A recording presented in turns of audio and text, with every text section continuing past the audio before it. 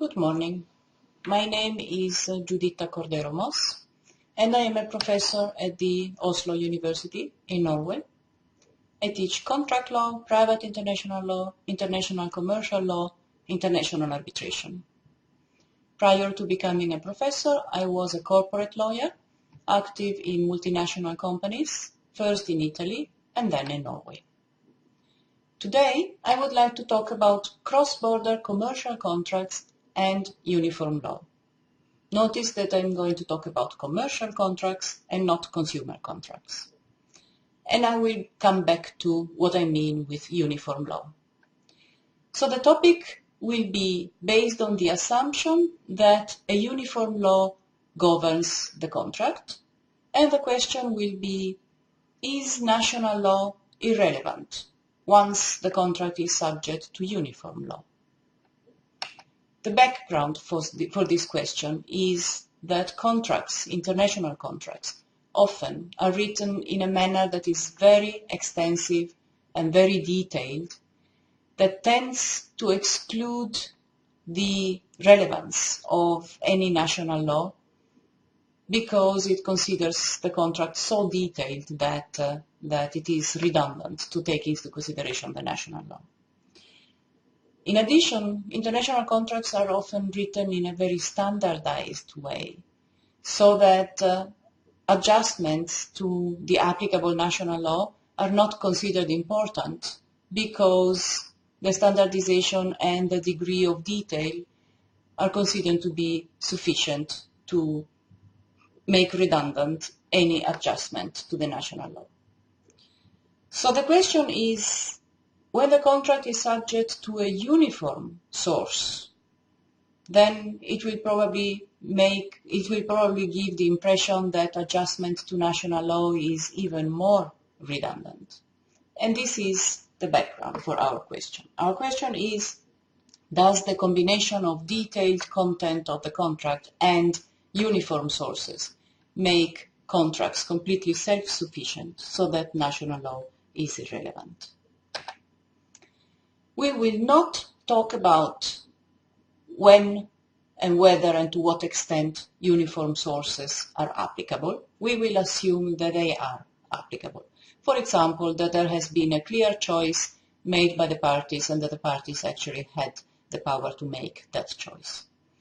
Also, we will not talk about the matters that fall outside of the scope of the uniform sources, such as, for example, legal capacity of the parties or illegality of the contract. What we will talk about is assuming that the uniform sources are applicable and assuming that the matters that we examine fall within the scope of those uniform sources. Is there a role for extrinsic elements in the interpretation of contract terms that seem clear and are subject to uniform sources? You would expect that a contract term that is clear and is subject to a uniform source can be interpreted on the basis of its own terms and the uniform sources. So what we are going to explore is whether there is room for extrinsic elements in this interpretation. And extrinsic elements often come from the applicable legal system or from the legal tradition of the interpreter, which means that the national law that is relevant in that situation may play a role, even if the contract terms are clear and even if they are subject to a uniform source. The purpose of our talk is to raise awareness about the possible limitations of the uniform sources. Uniform sources, particularly when they are combined with detailed terms of contract, they may give an impression of self-sufficiency that sometimes may turn out not to be correct. As an example of uniform source, I would like to refer to the CESL, the Common European Sales Law. This is a source that is not yet in force. It is based on a proposal of a regulation issued by the European Commission in 2011. You see the references on the screen. a regulation on a common European sales law. This regulation has been discussed by the European Parliament and approved in February 2014, and approval by the Council is pending. So this is the reason why I say that it has not yet come into force. When it comes into force, the CESL will be a second contract law regime within the national law of each state.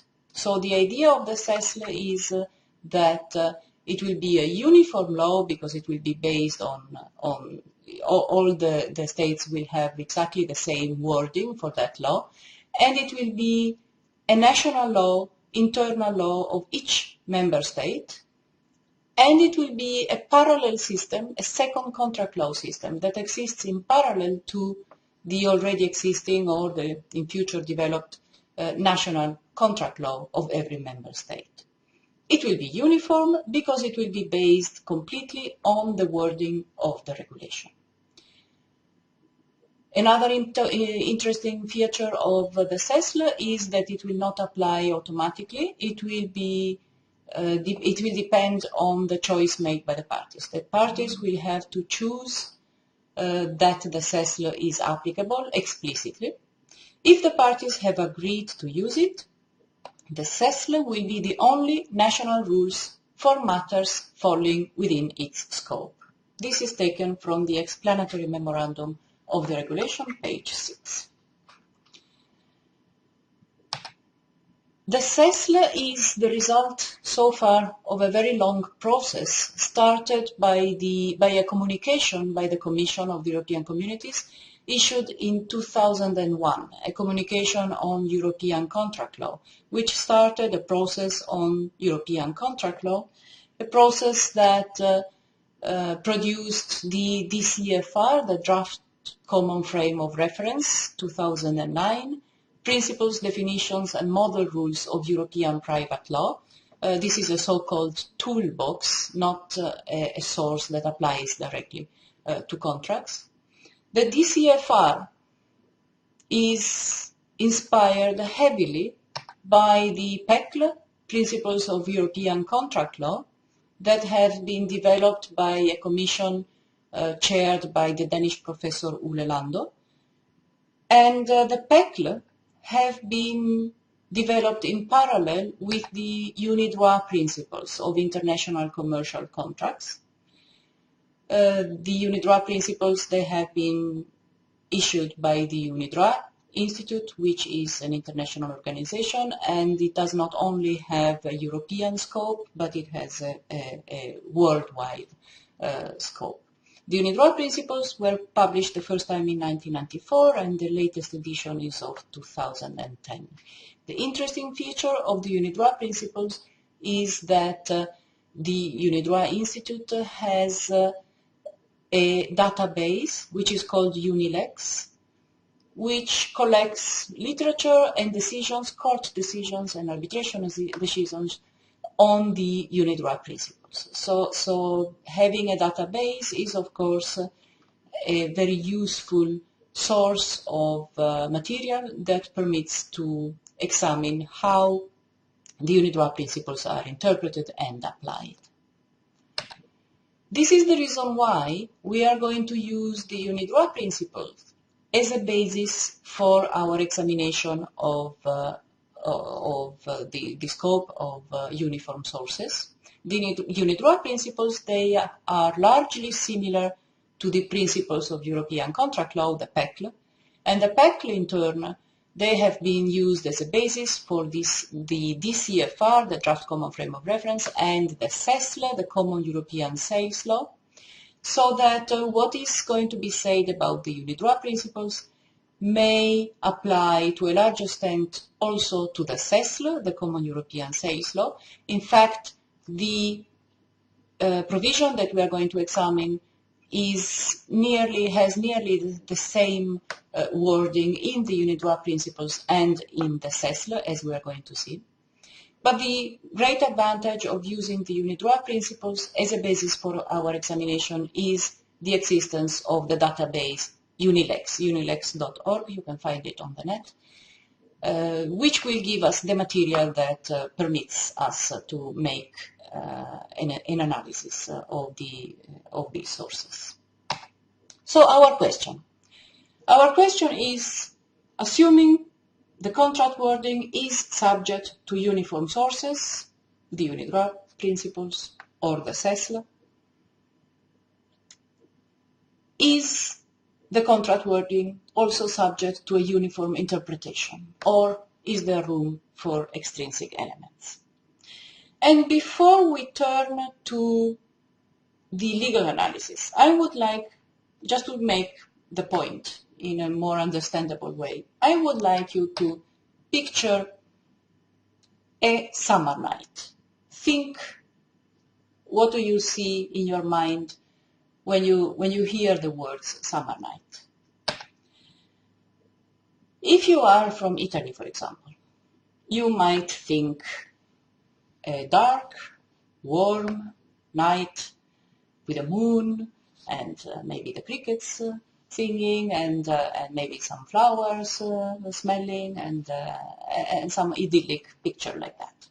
If you are, for example, from Norway, you might picture a light, cold night, maybe with some storm, and what you see there is not the moon, that is actually the sun.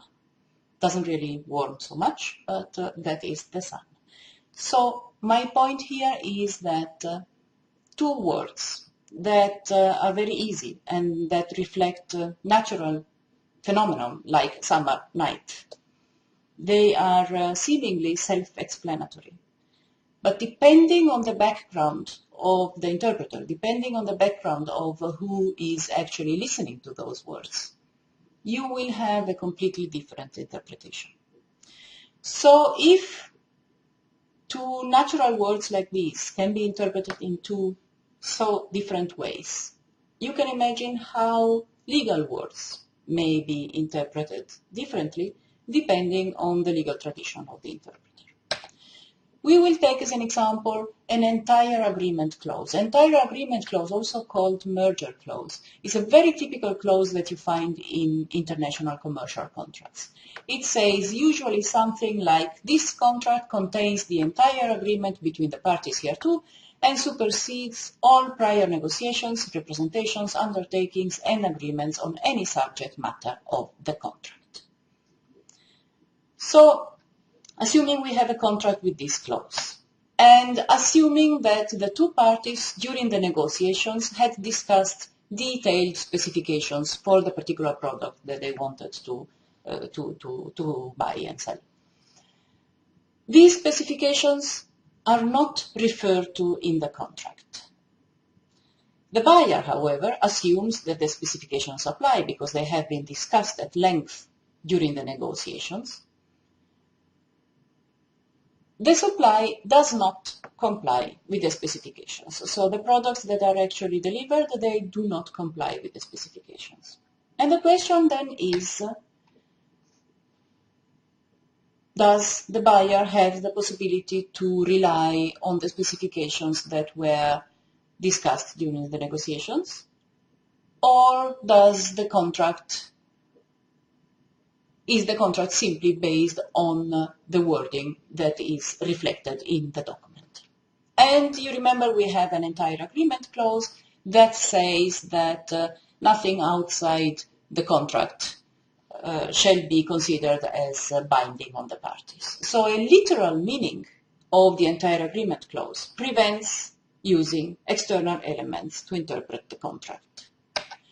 A purposive meaning of that clause, however, does not prevent using external elements because you could assume that, the parties have, during the negotiations, reached an agreement, and even if those details are not reflected in the written document, they are still part of their agreement.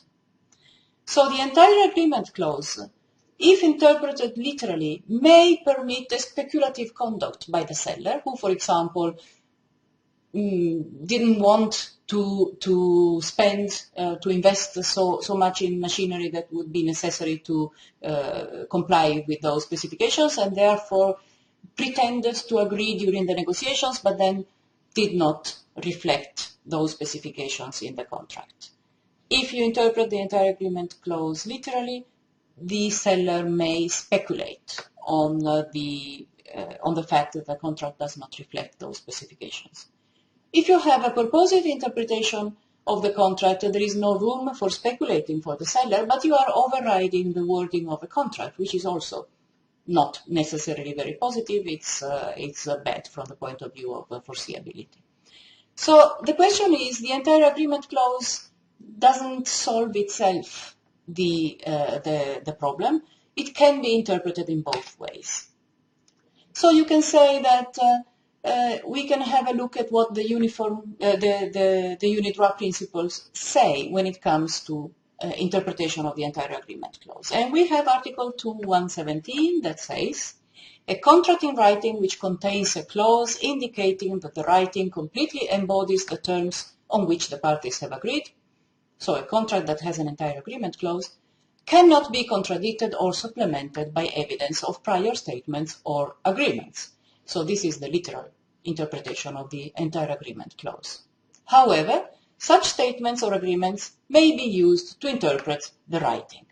So this is the purposive interpretation of the entire agreement clause. And which of these two do you choose? Article 72 of the CESL and Article 2105 of the PECL and Article 24104 of the DCFR, they all contain a clause that is largely corresponding to what we have seen in the UNIDROIT principles. So what we are going to talk about now is applicable to the UNIDROIT principles and to the CESL and to the PECL and to the DCFR. So the question is, may earlier developed specifications during the negotiations be taken into consideration? And if you look at Article 1.8 of the UNIDROIT principles, it says that a party cannot act inconsistently with an understanding it has caused the other party to have and upon which that other party reasonably has acted in reliance to its detriment.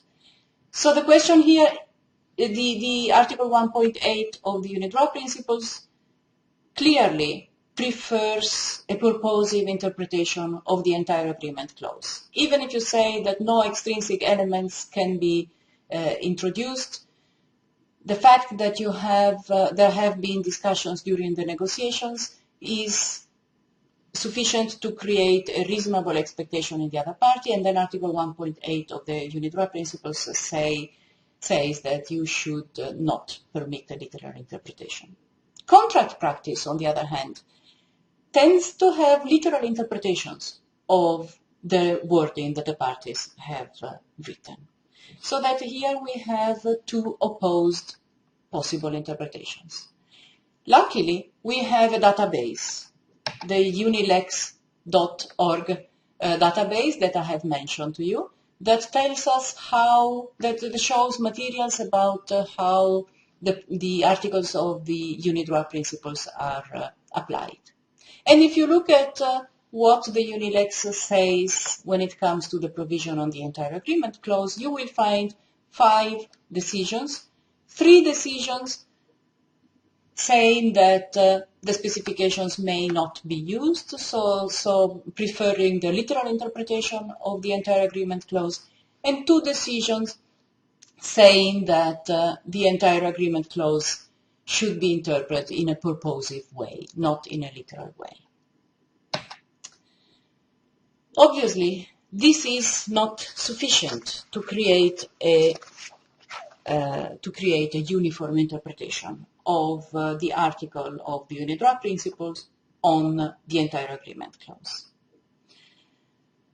So the UNILEX shows that there is a lack of uniform criteria of interpretation, which confirms or which answers negatively the question that we posed at the start. That question was, does the fact that you have a detailed contract and a uniform source, does that make national law redundant? And the answer is no, not really, because you can interpret the uniform sources in many different ways. So you do not have one uniform interpretation, and then you depend on the applicable law, the legal tradition of the interpreter.